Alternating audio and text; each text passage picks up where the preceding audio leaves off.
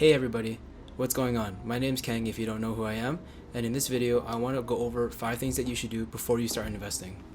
I think a lot of people right now see the stock market or hear from their friends about how much money they're making and want to start investing in the stock market right away. And while I rate the enthusiasm, I think that you should sort these 5 things out before you start investing. 1. Determine some short-term and long-term goals. 2. Create a budget and reduce spending. 3. Create an emergency fund. 4. Pay off any high-interest debts. And 5. Do some research. Just a disclaimer, I took a lot of inspiration from Personal Finance Canada and Personal Finance on Reddit, and this is just my opinions and shouldn't be used as a blanket statement for everybody. First step, determine your long-term and short-term goals. This step is the most important because it helps you understand what you want from your life financially. In this step, I want you to open up your financial dream board and try to think of a rough idea of some financial goals that you have. Do you want a house? Do you need to make a substantial down payment for that house? What age do you plan to work until? Do you want to go back to school and get more education? Do you have any life goals that require financial assistance, like opening a business? Hopefully, by asking yourself these types of questions, you can sort of create a rough idea of what financial lifestyle you want to work towards. Even though it sounds kind of corny, I think sitting down and trying to plan out your future with some short-term and long-term goals will really help you in the long run. By creating reasonable and obtainable goals, it gives you something to work towards, and without them, saving and investing just seems kind of purposeless and boring. I also think it's important to set realistic goals for yourself. Saying that you'll have a nice car, a mansion, and travel the world is a nice dream and all, but you have to ask yourself, is this realistic? Can I actually make goals that will help me achieve this kind of lifestyle? For example, with myself, some of my long-term goals include owning a home, becoming financially independent, and having the possibility to go back to school for more education. Some of my short-term goals include moving out of Canada for a little bit, paying off my OSAP, and traveling as much as I can. So in my examples, my short-term goals involve me saving a lot of money in order to pay off OSAP and then start saving money to start traveling. And for my long-term goals, once I finish paying off my OSAP and traveling, I want to start aggressively saving for my future and to work towards the goal of becoming financially independent and owning my own home. This is just a personal example and everyone's going to be different, so I urge you to sit down and try to think of a rough idea of what you want for your future if you haven't done that already. Once you have your goals, try to find a way to quantify these goals to create a clear path that you can work towards. The second step is budgeting. I know I just said having some goals is the most important part, but this one comes as a close second.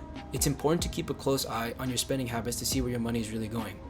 If you don't currently budget or don't think you need to budget, I challenge you to track your expenses for 1 month or even a week just to see where your money is going. There are a lot of budgeting apps out there like mint.com or You Need a Budget that you can check out. The way that I do it is I use a Google form that I have to manually fill out that links to a spreadsheet. With this option, you have to manually track all your expenses, but it gives you the benefit of being able to control all of your data.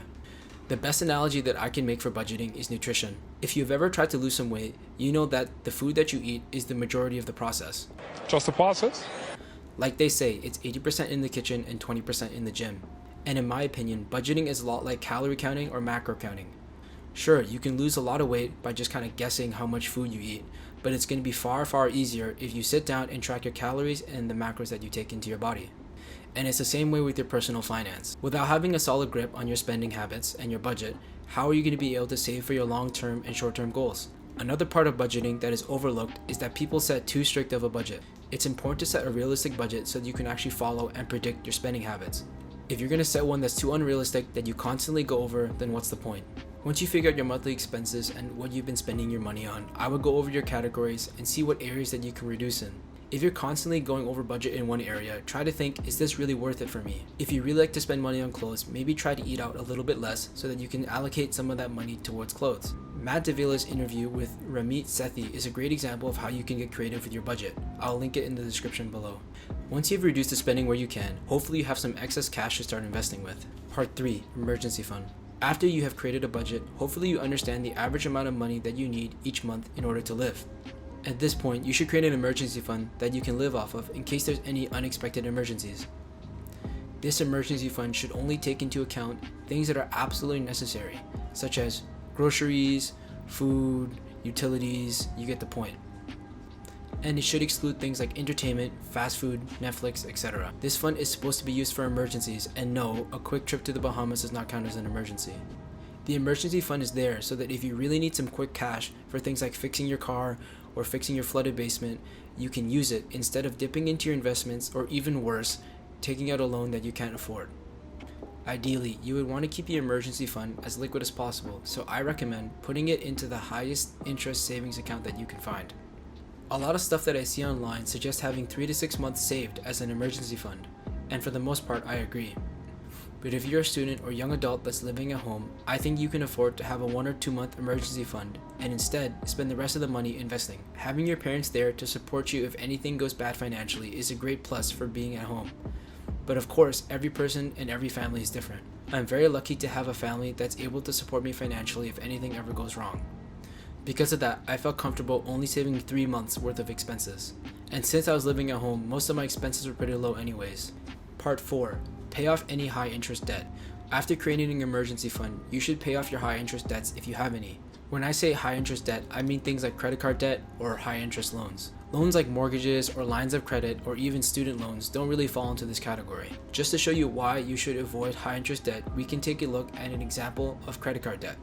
Say for example, we have Billy again, and this time everyone's making fun of him because of his ugly dad shoes. So he buys his holy grails, the coveted off-white Jordan 1s from StockX. Billy has insufficient funds in his bank account, so he pays for half of the shoes using a credit card, assuming that he can qualify for the loan. Billy is now super happy with the shoes, but even though drip is eternal, money is not. Billy now has to pay off his credit card, but Billy never had the money in the first place to afford the shoes, so he's only able to make the minimum payment on the card. Let's assume the APY on their credit card is 18%, and the minimum payment is 3% of the balance.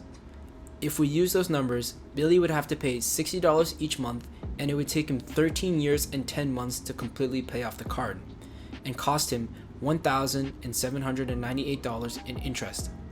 Hopefully from this example, you can see how in the same way compound interest can make a lot of money for you, compound interest can also cost you a lot of money. Taking action to pay off any high interest debt is a great idea because it's a consistent and guaranteed way to get a return on your investment. By paying off a card as quickly as possible, you save money on the amount that you would have paid if you had only paid the minimum balance. If we take Billy again for example, and say that this time he paid $120 instead of the $60, he would only have to pay $389 in interest and would be able to pay off the card in 2 years and 3 months.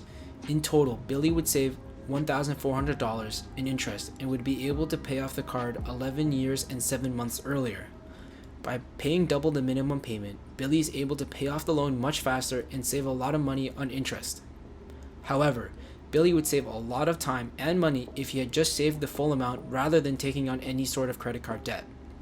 I have to admit, I've been very lucky and I've never had to take on any credit card debt, so honestly I'm not too knowledgeable on the topic. Credit card debt is no joke, so if you're in trouble, please reach out to a professional. If you successfully completed the last 4 steps, hopefully by this point you have long-term and short-term goals, a budget that you can follow and predict, an emergency fund, and no high interest debt. At this point you're ready to start investing, but you have one last step that you have to go through. Step 5, research. And by research, I don't just mean listen to some random kid on YouTube. Everyone has their own biases and their own opinions, so I think it's important to get your information from as many different sources as possible. Every person and their financial goals are different, so it's up to you to go out there and find out what works best for you. I will list some of the sources that I like in the description below if you want to take a look. If you have any recommendations, please send them my way. I'd love to take a look as well. That's all I wanted to say for this video. Thanks for watching if you made it this far. If you enjoyed it, please consider liking and subscribing. If you have any questions or comments, please reach out to me on Instagram or in the comments below. But other than that, thanks for watching. I'll see you guys next time. Later.